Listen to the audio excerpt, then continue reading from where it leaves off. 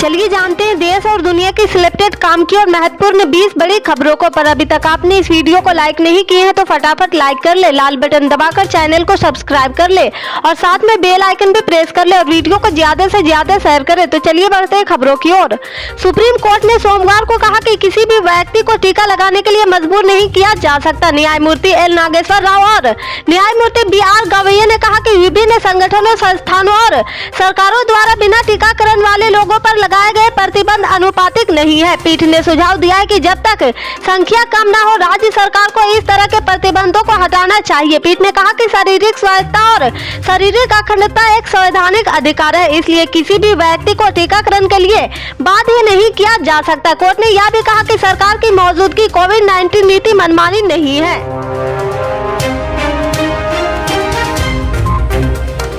कांग्रेस नेता राहुल गांधी ने सोमवार को देश में जारी बिजली संकट, रोजगार संकट, किसान संकट और महंगाई संकट पर प्रधानमंत्री नरेंद्र मोदी पर जोरदार हमला किया है। उन्होंने एक ट्वीट में कहा कि पीएम मोदी का 8 साल का कुशासन इस बात का एक केस स्टडी है कि दुनिया की सबसे तेजी से बढ़ती अर्थव्यवस्था में एक को कैसे बर्बाद किया जाए। कांग्रेस बिजली संकट, बेरोजगारी, किसानों के मुद्दों और महंगाई को लेकर सरकार पर लगातार हमला करती रही है। हाल ही में कांग्रेस ने बिजली संकट को कृत्रिम करार दिया है। कांग्रेस प्रवक्ता गौरव बल्लभ ने कहा था कि हम मांग करते हैं कोयले के कुप्रबंध के कारण पैदा हुए इस कृत्रिम बिजली संकट को तुरंत हल किया जाए और लोगों को इस गर्मी में 24 घंटे बिजली प्रदान करने के राहत प्रदान की जाए। कांग्रेस के राजस्थान के उदयपुर में होने वाले मंथन सत्र में भी आर्थिक मुद्दों पर चर्चा होने की संभावना है। पार्टी विभिन्न समितियों का गठन किया है जो सत्र के एजेंडे को आगे बढ़ाने के लिए बैठक कर रही। वहीं महंगाई के मुद्दे पर पार्टी पूरे देश में विरोध प्रदर्शन कर रही है।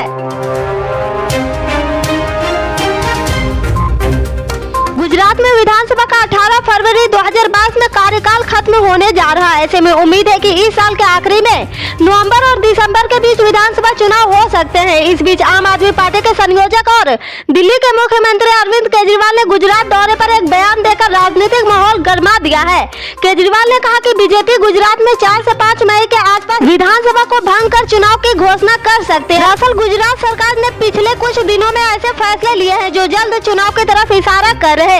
भूपेंद्र पटेल सरकार ने गुजरात दिवस यानी 1 मई को सरकारी कर्मचारियों की पुरानी मांगों को लेकर बड़ी घोषणा। पटेल ने लंबे वक्त से चल रही 7वें पगार पंच और महंगाई भत्ता बढ़ाने की मांग को स्वीकार कर लिया है। सरकार ने कहा कि कर्मचारी के लिए महंगाई भत्ता जुलाई 2022 से लागू किया जाएगा, जिसका फायदा सीधा गुजरात सरकार के रिटायर और काम करने वाले 9.38 लाख लोगों को मिलेगा। पिछले 2 महीने में गुजरात सरकार ने ताबड़तोड़ फैसले लिए हैं। पिछले 5 साल से भर्ती प्रक्रिया बंद या अटकी पड़ी थी, इसको लेकर प्रक्रिया आगे बढ़ाई गई है। सरकारी नौकरी की भर्ती परीक्षा अप्रैल 30 तक पूरा कर दी जाएगी। इसके साथ ही बेरोजगारों के अलग अलग मुद्दों पर भी निर्णय लिया है।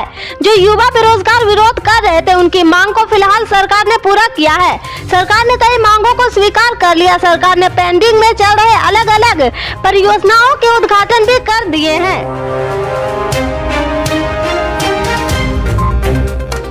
राजस्थान के मुख्यमंत्री अशोक गहलोत ने केंद्र से पूरे देश में सामाजिक सुरक्षा लागू करने का आग्रह किया है, क्योंकि यह हर जरूरतमंद का अधिकार है। राज्य सरकार प्रत्येक पात्र व्यक्ति को सामाजिक सुरक्षा प्रदान करने के लिए प्रतिबद्ध है और अस्पतालों में मुफ्त दवाएं और इलाज इसी का हिस्सा है। उन्होंने कहा कि सभी राज्य के लिए इसे लागू करने का समय आ गया और केंद्र सरकार से सभी पात्र लोगों को सामाजिक सुरक्षा प्रदान करने का आग्रह किया है। उन्होंने कहा कि यूपीए सरकार शिक्षा का अधिकार, रोजगार का अधिकार और खाद्य सुरक्षा का अधिकार लेकर आई है, जो इस दिशा में शुरुआती कदम थे।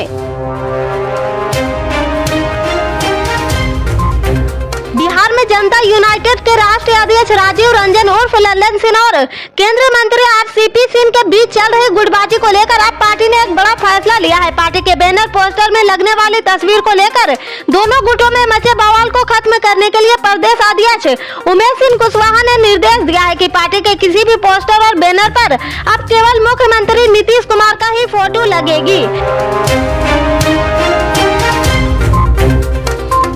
महाराष्ट्र के मंत्री और एनसीपी नेता नवाब मलिक की हालत बिगड़ने के बाद उन्हें सोमवार को जेल से अस्पताल ले जाया गया है। जानकारी के मुताबिक नवाब मलिक की हालत 3 दिन से खराब थी। उन्हें स्पेशल कोर्ट के समक्ष मेडिकल ग्राउंड पर जमानत की याचिका दाखिल कर रखी गई है। प्रवर्तन निदेशालय की उनकी बेल एप्लीकेशन पर मुंबई की स्पेशल कोर्ट में आज की अपना जवाब दाखिल करना था। इसी बीच नवाब मलिक की हालत बिगड़ गई है।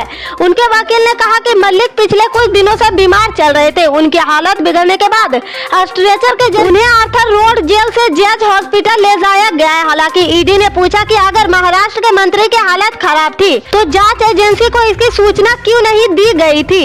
इससे आगे के अपडेट्स को जानने के लिए जुड़े रहे हमारे राइट न्यूज के साथ। मिलते हैं फिर बड़ी खबर में, तब तक के लिए जय हिंद।